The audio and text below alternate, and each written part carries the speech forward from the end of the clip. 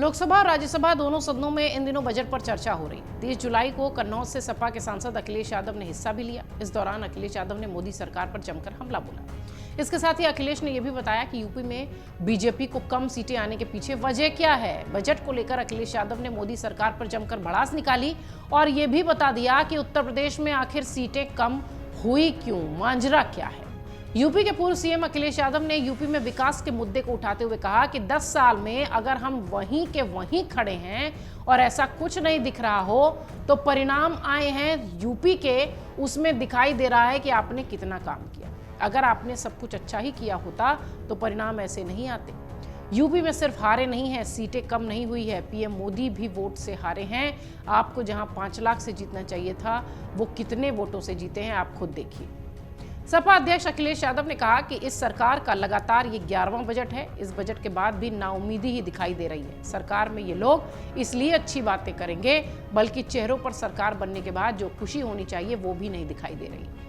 अखिलेश ने कहा कि इस बजट में बेरोजगारों, युवाओं, गांवों के लिए कुछ नहीं मिला। परेशानी का मुद्दा उनकी जस का तस है। 9-2-11 होते हुए ये तमाम लोग नजर आ रहे हैं। महंगाई का जो सामना करना पड़ रहा है, ये बातें परिवार वाले बखूबी जानते हैं। अखिलेश ने कहा कि अगर पिछले सब सालों में सब अच्छा ही हुआ तो हंगर इंडेक्स में हम आखिर वहां जाकर क्यों खड़े।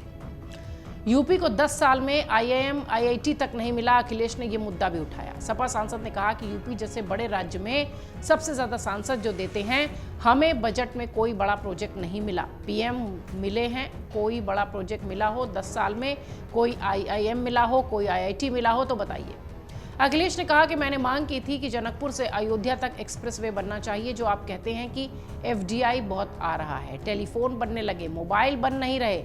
वो समाजवादी पार्टी के समय पर नोएडा में जो पॉलिसी थी वो कंपनियां उस पॉलिसी के तहत मेक इन इंडिया नहीं कर रही हैं, लेकिन जमीन किसने दी उन लोगों को, ये कोई सवाल पूछ रहा है। अखिलेश ने कहा कि सपना यह दिखाया गया था कि अगर निजीकरण हो जाएगा तो नौकरी मिल जाएगी। कुछ हद तक निजीकरण हो भी गया, लेकिन नौकरियां कम हो गई। जो PDA परिवार को हक और सम्मान मिलना चाहिए वो क्या सरकार दे पा रही है।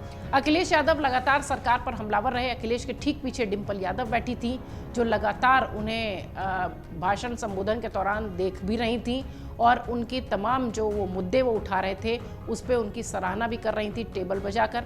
निश्चित तौर पर अखिलेश यादव के हौसले इन दिनों बुलंद हैं, क्योंकि विपक्ष ने जिस तरीके से उत्तर प्रदेश में काम किया है, खास तौर से समाजवादी पार्टी की बात करें तो समाजवादी पार्टी का अब तक का सर्वश्रेष्ठ प्रदर्शन अखिलेश यादव के नेतृत्व में उत्तर प्रदेश में 2024 में लोकसभा चुनाव में देखने मिला है। जिस तरीके से अखिलेश यादव इन दिनों हमलावर हैं, फिर चाहे वो केशव प्रसाद मौर्य का मुद्दा उठा रहे हों, चाहे बजट का मुद्दा उठा रहे हों, चाहे उत्तर प्रदेश में बजट को कुछ न मिलने की बात कर रहे हों, चाहे रेल हादसों के मुद्दे की बात कर रहे हों, पेपर लीक का मुद्दा उठा रहे हों, अखिलेश यादव विपक्ष की भूमिका एक तरीके से कह लीजिए लोकतंत्र के लिहाज से देखें तो मजबूती से निभाते हुए दिखाई पड़ रहे हैं। लाजमी भी है क्योंकि इन दिनों उनके हौसले भी बुलंद हैं। उनके जो चुनाव के परिणाम लोकसभा के आए थे उन्होंने उन्हें मजबूती दी है, इसलिए भी वो मजबूती के साथ सदन में भी दिखाई पड़ रहे हैं। यादव परिवार से 6 लोग संसद में इन दिनों हैं, तो इसलिए भी उनके हौसले बुलंद हैं और वो इस तरह के सवाल करते दिखाई पड़ रहे हैं। फिलहाल अखिलेश यादव ने जमकर अपने संबोधन में सरकार को घेरा है। बजट में क्या मिला है ये सवाल भी उठाया है। महंगाई, बेरोजगारी, युवाओं की भी चर्चा उन्होंने खूब की है। अगर आप ये वीडियो YouTube पर देख रहे हैं तो हमारे चैनल को सब्सक्राइब करें और बेल आइकन को दबाना ना भूलें। अगर आप Facebook पर ये वीडियो देख रहे हैं तो हमारे पेज को लाइक करें।